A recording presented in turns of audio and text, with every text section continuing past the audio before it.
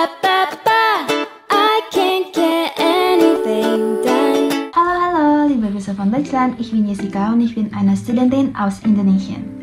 Halo Leute, aku hari ini mau bikin video tentang get ready with me. Jadi aku hari ini tuh rencananya mau berangkat ke Paris sama sepupuku. Kita mau holiday bareng. Tapi aku mau cerita-cerita nih tentang pengalaman kerja aku di Jerman sebagai part-timer.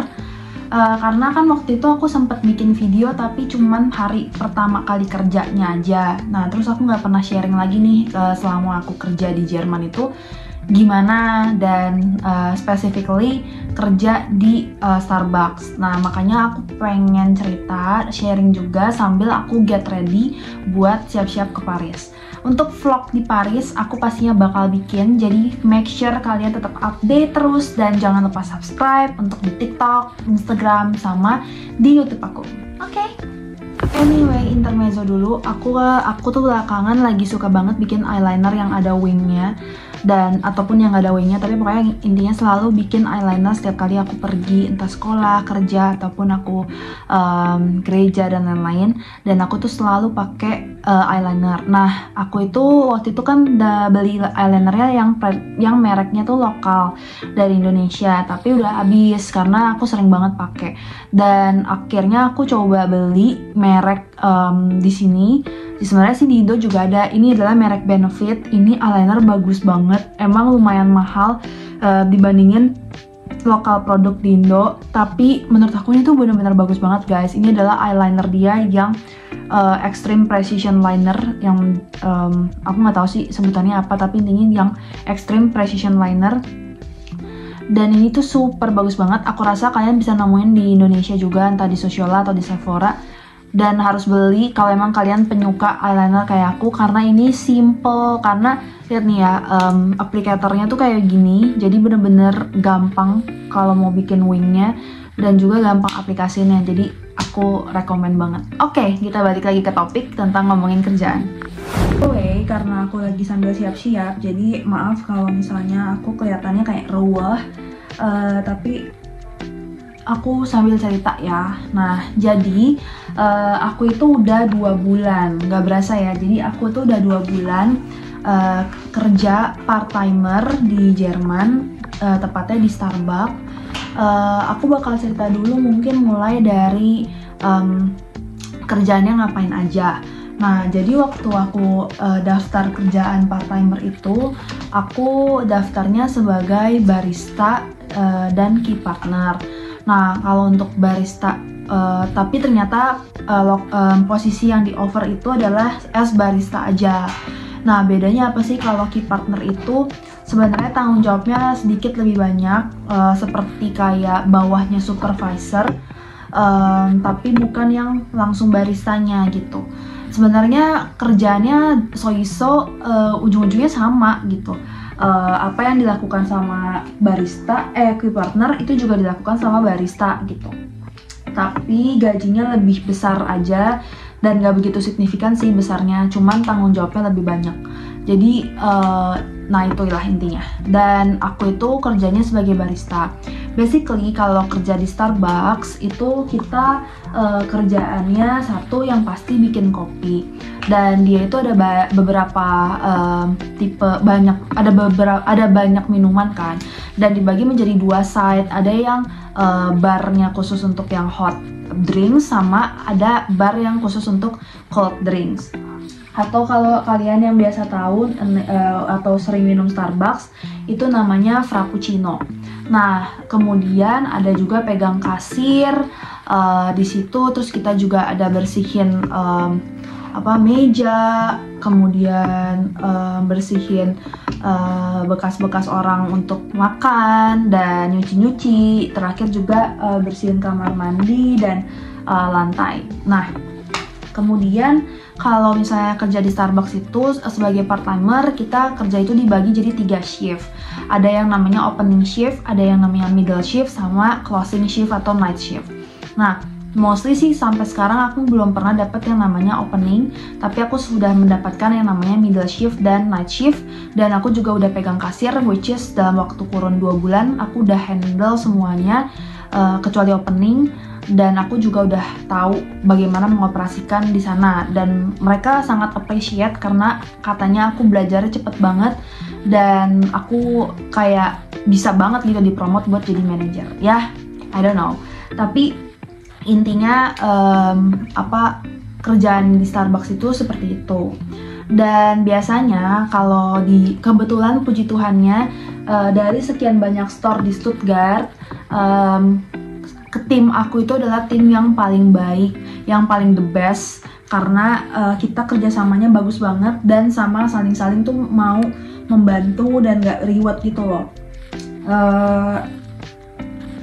Gitu. Nah, next, kalau misalnya cerita soal kerjaan di Starbucks, basically kalau aku di tempatku kebanyakan cowok itu yang kerjanya tuh ngangkat-ngangkat susu, ngangkat-ngangkat es dari atas, dari mesin pembuat es, kemudian yang ngepel dan lain-lain. Pokoknya yang rada kasar-kasar itu kebanyakan cowok sih yang ngelakuin.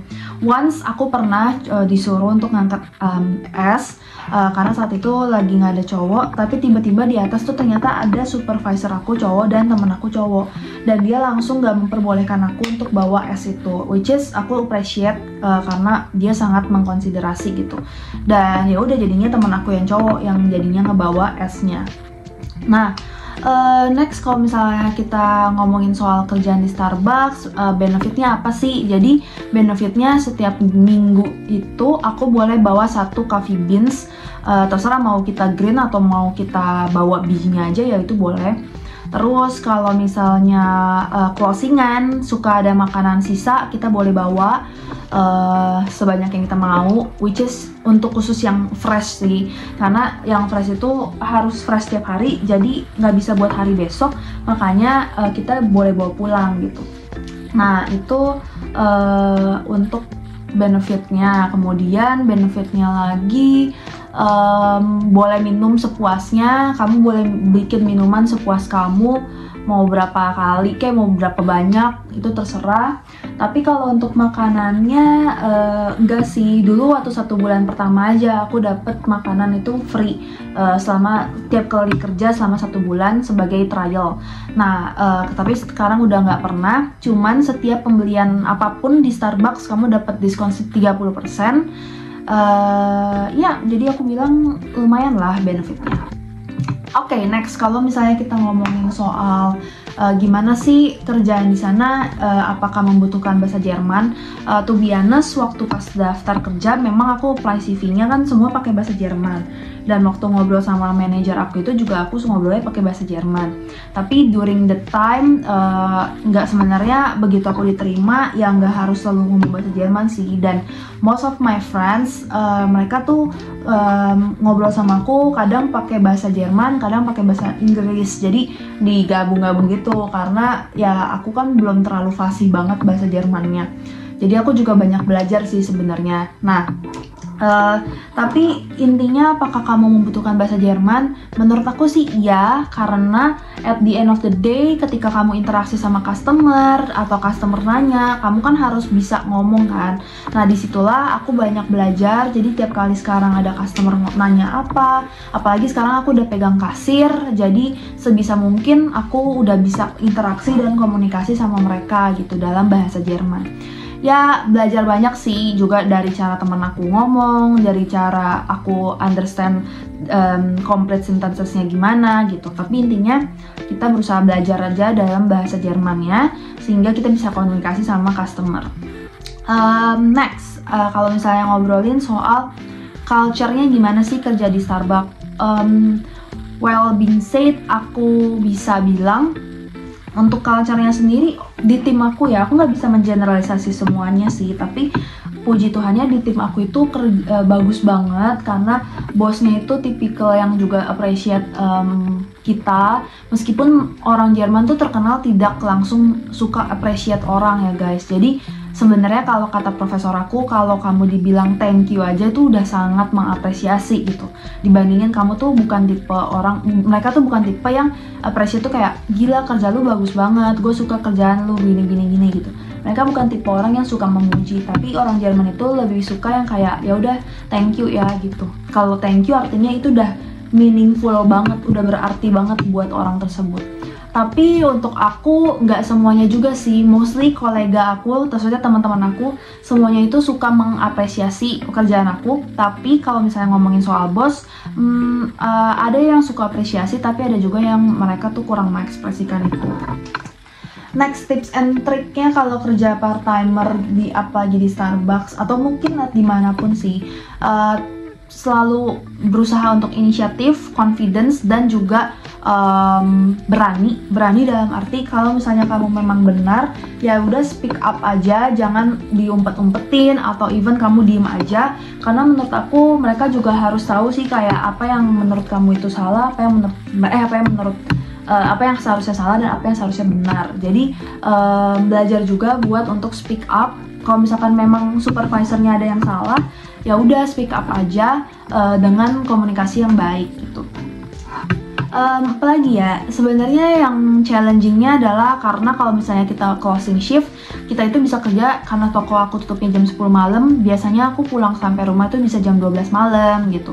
Jadi kita make sure bersih-bersihin semuanya, karena ya namanya aja kerja di food industry, jadi harus make sure tempat kerjanya itu bersih dan juga memastikan semua barang-barang atau inventory lah bisa dibilang itu udah komplit sebelum kita tinggalin ruangannya gitu.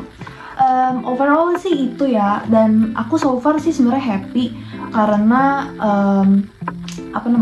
ya teman-temannya juga asik, kerjanya oke lah meskipun kadang capek, tapi maksudnya setiap kerja juga ya pasti capek gitu kan. Jadi ya udah, masih muda, selama masih bisa ada kekuatan, selama masih bisa kerja, why not? Dan aku sih sekarang lagi coba-coba apply juga buat kerjaan di company. Doain aku ya guys supaya aku bisa dapet kerjaan di company, karena aku pengen coba juga kerja di company, karena kerja di Starbucks ini cuma buat cari pengalaman dan juga untuk uang saku, terlebih karena aku juga fokus buat ambil ujian semester kedua, which is bulan depan. Makanya aku lebih banyak mau kerja tuh yang modelnya kayak di Starbucks gini, part timer dulu. Nah next baru di future aku ada kepikiran buat working in company gitu. Oke, segitu aja mungkin cerita part timer di Jerman. Dan untuk apply-nya gimana sih kak? Nah untuk apply-nya aku, to be honest, aku melalui website. Jadi aku lagi jalan-jalan, aku scan barcode di depan tokonya. Abis itu aku apply melalui website, pakai CV bahasa Jerman, motivation letter bahasa Jerman, and then aku dapat email. Tapi most of my colleague, jadi teman-teman aku, ada yang langsung visit ke store-nya, nanya apakah ada pekerjaan atau tidak. Terus ada juga yang melalui kayak semacam job street, kalau di sini namanya Indeed. Ada juga melalui LinkedIn, tapi kayak LinkedIn jarang sih kalau untuk part timer gitu. Oke, sekian, semoga video ini, informasi ini membantu buat teman-teman. Semangat juga untuk teman-teman yang mungkin lagi mencari kerja. Semoga informasi ini sangat membantu kalian. Oh ya, dan terakhir, kerjaan kayak gini tuh di Jerman itu atau mungkin di Eropa sangat-sangat dihargai. Jadi kalau misalnya orang itu banyak yang cita-citanya tuh bukan kerja jadi di perusahaan atau kerja jadi apa gitu, tapi mostly itu mereka kerjanya ya udah jadi barista, jadi polisi gitu, jadi apa, karena ya bayarannya juga sangat besar dan dihargai, which is kayak aku, bayaranku sebenarnya setara sama bayaran manajer di Indonesia gitu. Jadi ya plus minus, tapi itu sih fakta yang mau aku share. Oke, segitu dulu teman-teman. Terima kasih buat udah yang mau merelakan waktunya untuk nonton video aku. Lupa untuk like dan subscribe video aku. Dan tunggu untuk video-video aku selanjutnya. Terima kasih. Auf Wiedersehen. Tschüss.